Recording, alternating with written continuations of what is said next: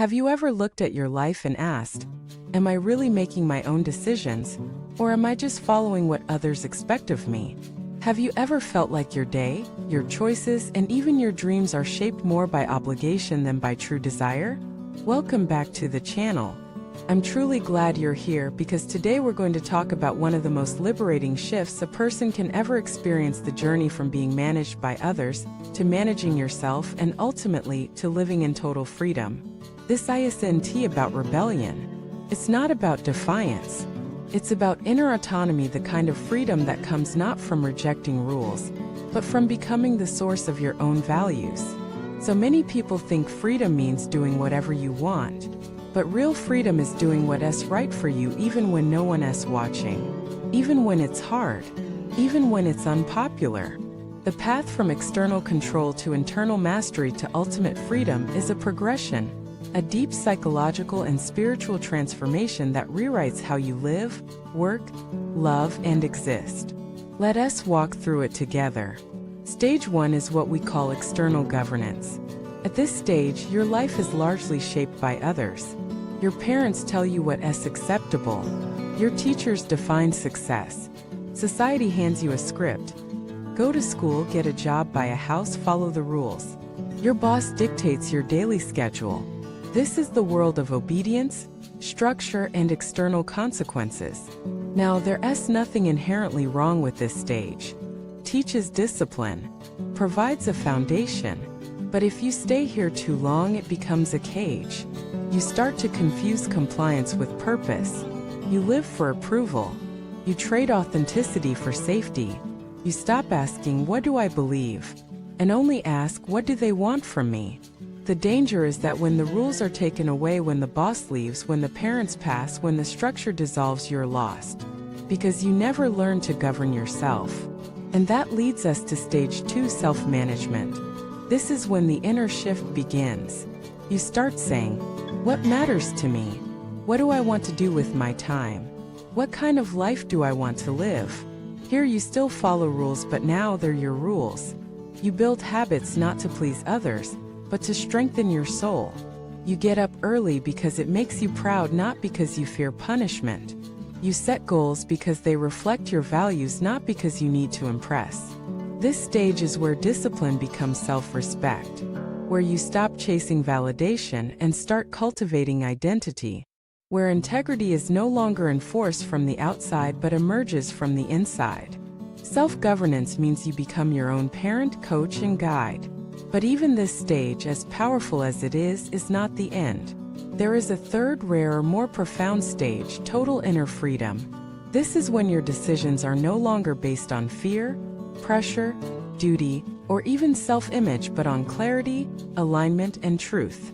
At this stage, you are no longer driven by compulsion, addiction, comparison, or even habit. You are guided by something deeper: intuition, peace, presence. You're not proving anything. You're not performing. You're simply living from the deepest core of who you are. You don't just act with discipline, you act with grace. You don't just avoid mistakes, you embody wisdom. You don't just follow your schedule, you follow your soul. This is what some spiritual teachers call non-resistance. You no longer fight life. You no longer resist yourself. You move with life, not against it. You do what's right, not because you should, but because it's the most natural, peaceful, powerful thing to do. Imagine a river.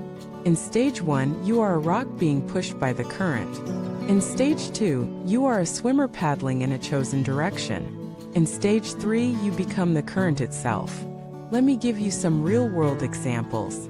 In stage 1, someone might go to the gym because they're afraid of being judged. In stage 2, they go because they want to improve themselves. In stage 3, they move their body joyfully, because movement feels like a celebration of life. In stage 1, you write because your teacher told you to. In stage 2, you write because you have goals. In stage 3, you write because the words are already alive in you, and not writing would be like holding your breath. This is the power of authentic alignment. You stop reacting, you start responding. You stop proving, you start expressing. You stop grasping, you start flowing. But here's the catch. Getting to stage 3 requires going through the fire. You will have to break the chains of people-pleasing.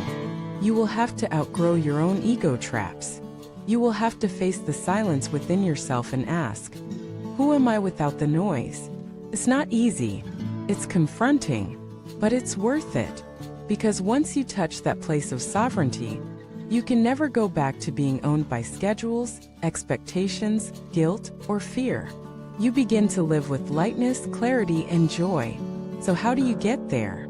Start by becoming aware of your current patterns.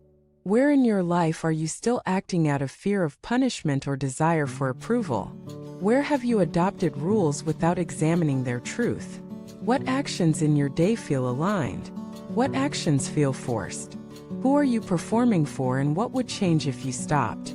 Then slowly begin to recenter. Build rituals that connect you to your own values. Spend time alone without distraction. Write, reflect, breathe, listen. Create space for the voice within you to speak. And when it speaks, honor it. Follow it. Trust it. Even when it goes against the grain. Even when it disappoints others. Even when it leads into unknown territory. Because that's how you reclaim your life. This journey from external control to internal freedom is in a straight line. You'll go back and forth. You'll fall into old habits. You'll doubt. That's normal. But every time you choose truth over approval, you grow. Every time you say yes to your inner voice and no to outer pressure, you strengthen. Every time you honor your alignment over obligation, you move closer to freedom. And slowly, your life stops feeling like something you have to manage and starts feeling like something you get to live. So I ask you, where are you still living someone else's script? Where are you ready to step into self-leadership? What would it mean for you to live from truth, not just duty? Thank you for watching this video. If something in this message stirred something in you, please like, subscribe, and leave a comment below. Share with us. What's one area of your life you're ready to reclaim? Together, let us stop being ruled by expectations and start living with intention.